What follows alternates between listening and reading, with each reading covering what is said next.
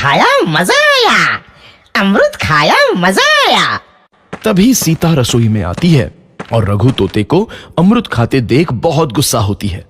सीता रघु को बाहर निकालने के लिए पिंजरे में अमृत रखती है। रघु जब अमृत खाने लगता है तो पिंजरे का दरवाजा बंद हो जाता है और वो उसमें फंस जाता है। मुझे बाहर निकालो, मैं यहाँ फंस गया हूँ, मुझे बचाओ। अगले दिन सीता पिंजरा उठाकर बाहर दूर उस रघु को छोड़ देती है। रघु के जाते ही उनके घर आई बरकत धीरे धीरे कम हो जाती है। उन्हें बहुत घाटा होता है। सीता कहती है, ये क्या हो रहा है? अचानक इतना कैसे बदल गया? अभी तक तो सब कुछ अच्छा चल रहा था।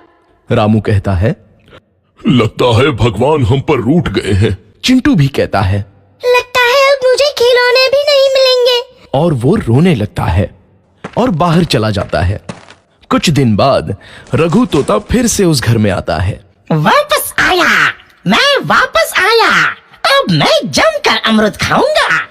रघु सीधा रसोई घर में चला जाता है और अमृत खाने लगता है।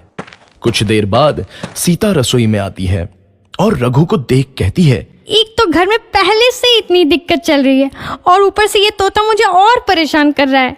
सीता रघु को वहां से भगा देती है। रघु उड़कर किसी कोने में छुप जाता है। कुछ दिन बाद धीरे धीरे उस घर की बरकत वापस आने लगती है। काम भी अच्छे से चलने लगता है। एक रात जब रघु तोता अमृत खाने जाता है तो पिंजरे में फंस जाता है। ये लोग आखिर चाहते क्या हैं? एक तोते को शांति से अमृत खाने क्यों नहीं देते? मैं कौन सा चोरी कर रहा हूँ? बस अमृत ही तो खा रहा हूँ।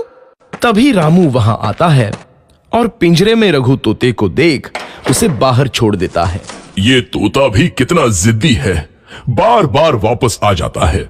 जैसे ही रामू रघु को छोड़ देता है, अगले दिन से फिर से उनके घर की बरकत जाने लगती है।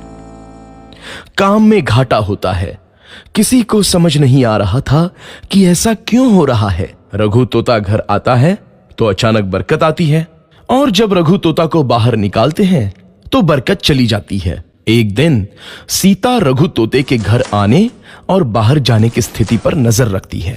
ये तोता जब भी घर आता है तो घर में बरकत आती है और जैसे ही ये घर से बाहर जाता है तो उसी के साथ बरकत भी चली जाती है। कहीं ये जादुई तोता तो नहीं है? अगली बार जब ये तोता घर आएगा तो मैं इसे कहीं नहीं जाने दूंगी। सीता रघु का बहुत इंतजार करती है, लेकिन रघु तोता दोबारा उस घर में कभी नहीं आता।